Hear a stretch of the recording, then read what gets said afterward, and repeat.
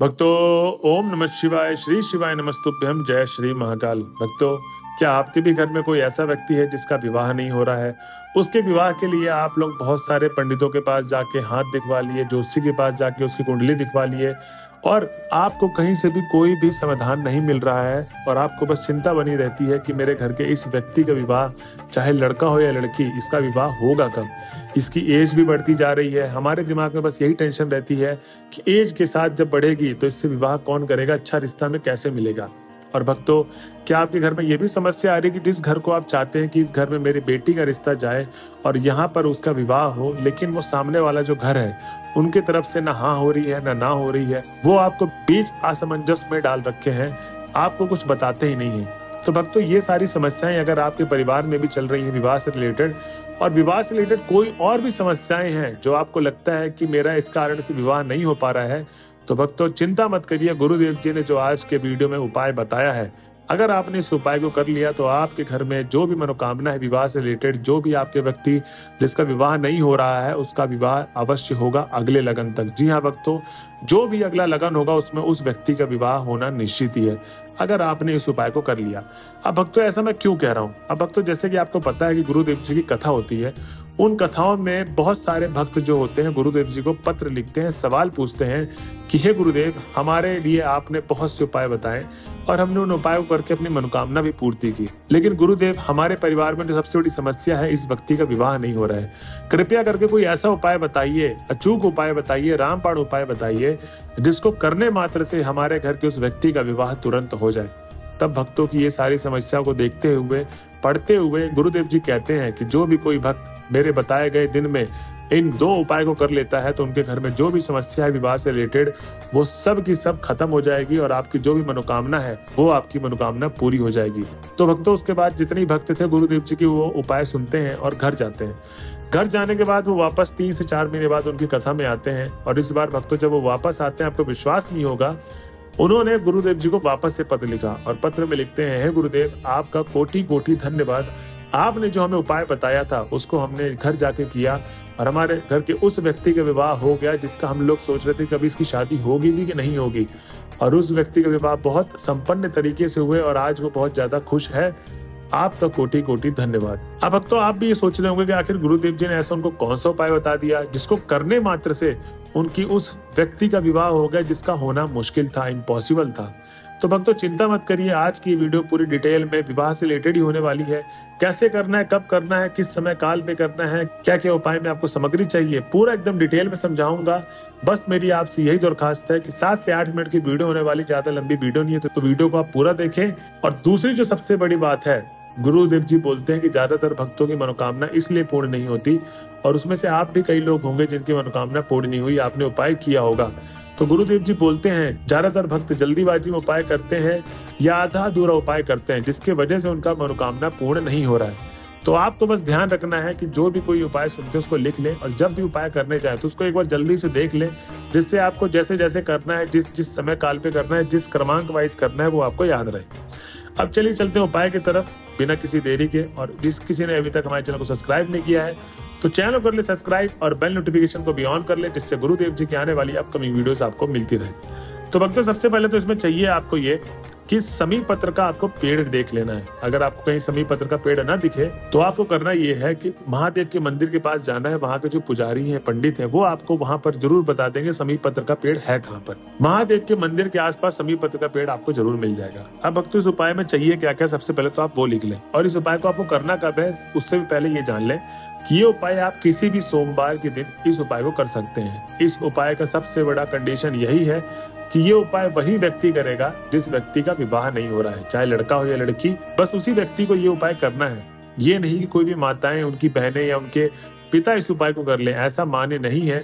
ये आपकी मनोकामना तभी पूर्ण होगी जब वो व्यक्ति करेगा जिसका विवाह नहीं हो रहा है। उसके बाद मैं आपको अगला उपाय ये भी बताऊंगा कि अगर आपके घर का बच्चा है, वो बाहर रहता है, किसी कारणवश वो नहीं रहता आपके साथ, तो उनके लिए उपाय करना है तो कौन सा उपाय होगा, क्योंकि ज्यादातर भक्तों का ये भी सवाल होगा कि हम क्या करें। आपने तो उन लोगों को बता दिया जिनके बच्चे साथ में रहते हैं और जो मंदिर जाना चाहते हैं। तो भक्तों चिंता मत करिए, वो उपाय मैं आपको बताऊंगा। सबसे पहले तो आप ये जान लीजिए कि इसमें आपको करना ये है कि एक हल्दी का डिब्बी चाहिए जिसमें हल्दी होती हो, पूजा सामग्री में यूज होती है वो वाली हल्दी चाहिए आपको, और 1-2 मिठाई आप थोड़ा सा ले लें टिफिन में, और उसके बाद 1 लोटा जल ले लें। अब आपको सोमवार के दिन शाम के समय 6 से 8 के बीच में उपाय करना है। आपको शाम के दिन उस समी पत्र के पेड़ के पास चले जाना है और उस बालिका या बालक को बैठा दे पेड़ के पास। सबसे पहले करना क्या है, 1 लोटा जो जल लेके गए थे वो आपको करना ये है कि समी पत्र के पेड़ के जड़ में आपको अर्पित कर देना है पूरा का पूरा जल। अब जब आप जल अर्पित करोगे, जो समी पत्र के पेड़ के आसपास की जो जड़ गीली हुई है उसकी थोड़ी सी मिट्टी उठा के तिलक के रूप में आपको, जिसका विवाह नहीं हो रहा है, चाहे आप खुद अकेले गए हो तो आप अपने में तिलक लगा दो, या जो सामने माताएं गई हैं साथ में या उनकी बहनें गई हैं तो वो भी तिलक लगा सकती हैं आपको समी पत्र के जड़ के पेड़ की मिट्टी उठा के। ठीक, अब उसके बाद आपको करना ये है कि जब आप ये तिलक वाला काम कर लेंगे तो जो हल्दी लेके गए थे उसको थोड़ा सा गीला कर ले और दोनों हाथों में, चाहे लड़का हो या लड़की जिसका विवाह नहीं हो रहा है, दोनों हाथों में उसके वो हल्दी लगा देनी है। अब जब हल्दी लग जाएगी तो 3 छाप लगाना है समी पत्र के पेड़ पे। जी हाँ भक्तों, गुरुदेव जी कहते हैं कि जो भी व्यक्ति 3 छाप लगाता है समी पत्र के पेड़ में, अगर वो तिलक लगा के आशीर्वाद ले लेता है तो उसकी जो भी मनोकामना है, विवाह से रिलेटेड जैसी भी मनोकामना है, जो भी समस्या आ रही है विवाह करने में, वो सारी की सारी प्रॉब्लम, समस्याएं, मनोकामना आपकी पूर्ण होगी, सारी समस्या जड़ से खत्म होगी। तो भक्तों, ये था पहला उपाय जो गुरुदेव जी ने बोला है। और ध्यान रहे, जो आप मिठाई लेकर गए थे वो मिठाई आपको समी पत्र के पेड़ का जब आप छाप लगा देंगे 3 बार, उसके बाद ही उस बच्चे या बच्ची को खिलाना है जिसका विवाह नहीं हो रहा है। ठीक, चाहे लड़का हो लड़की, उसको वो मिठाई खिला देना है। और ये ध्यान रहे कि ये नहीं कि आप घर पे जाके उस मिठाई को खाएं, वहीं के वहीं आपको खाना है समी पत्र के पेड़ में जब आप छाप लगा देंगे तब। ठीक, अब हम चलते हैं अगले उपाय में जो गुरुदेव जी ने बताया है कि जिन महिलाओं के घर में, जिन माताओं के घर में उनके बच्चे नहीं रहते हैं और उनको वो उपाय करना है तो कैसे करें। तो उसमें गुरुदेव जी बताते हैं कि आपको सबसे पहले तो एक बेल पत्र की डंडी चाहिए। क्या चाहिए? बेल पत्र की डंडी, और उसके बाद 1 काली मिर्च, और आपको उसके बाद चाहिए 1 लोटा जल। क्या क्या मैंने बताया? 1 बेल पत्र की डंडी, 1 काली मिर्च और 1 लोटा जल। अब जब आप 1 लोटा जल, ये तीनों सामग्री लेके पहुंच जाएंगे महादेव के मंदिर में, तो सबसे पहले आपको 5 से 10 मिनट पूजा आराधना करनी है भगवान शंकर की, भोले बाबा की। जब आप 5 से 10 मिनट उनके मंत्रों का उच्चारण, उनकी आराधना कर लेंगे, उसके बाद ही आपको ये उपाय शुरू करना है। क्योंकि भक्तों, गुरुदेव जी कहते हैं कि ज्यादातर भक्त गलती यही करते हैं कि जल्दीबाजी में रहते हैं और जाते हैं सीधा उपाय करना शुरू कर देते हैं। इसीलिए ये भी एक कारण है जिसकी वजह से उनकी मनोकामना पूर्ण नहीं होती। क्योंकि आप कोई भी मनोकामना मांगते हैं बाबा से, देवादिदेव महादेव से, सच्चे दिल से, शांत मन से मांगे, जिससे सीधा आप कनेक्ट कर पाए, जुड़ पाए भगवान भोले बाबा से। ठीक, तो अब इसमें जो मैंने बताया आपको कि जो 1 बेलपत्र की डंडी, 1 काली मिर्च, लोटा जल लेकर गए थे, वहां पर आप 5 मिनट 10 मिनट आराधना करने के बाद बैठ जाएं। अब जहां पर आप बैठेंगे, शिवलिंग के अपोजिट वाले साइड में आपको शिवलिंग के, जैसे आप शिवलिंग के जलाधारी वाले भाग के सामने बैठे तो उसके जस्ट पीछे वाले अपोजिट में वो बेल पत्र की डंडी आप रख दें। ठीक, उसके बाद आपको करना क्या है, जो 1 काली मिर्च ले शिवलिंग के सबसे ऊपर वाले भाग में रख दे। ये दोनों चीजें आपने स्थापित कर दी। अब जो 1 लोटा जल लेके गए थे, अपने दोनों हाथों को ऊंचा करके शिवलिंग के चारों तरफ आपको जल समर्पित करना है। कोई भी कोना नहीं छोड़ना चाहिए, आपको शिवलिंग के चारों तरफ जल अर्पित करना है। उसके बाद आपको उस व्यक्ति का नाम, जिसका विवाह नहीं हो रहा है, चाहे माताएं हैं, चाहे उनके पति हैं, चाहे उनके पिता हैं, वो ध्यान से सुन ले कि उनका नाम और गोत्र बोलना बहुत ज्यादा जरूरी है, जो व्यक्ति नहीं है।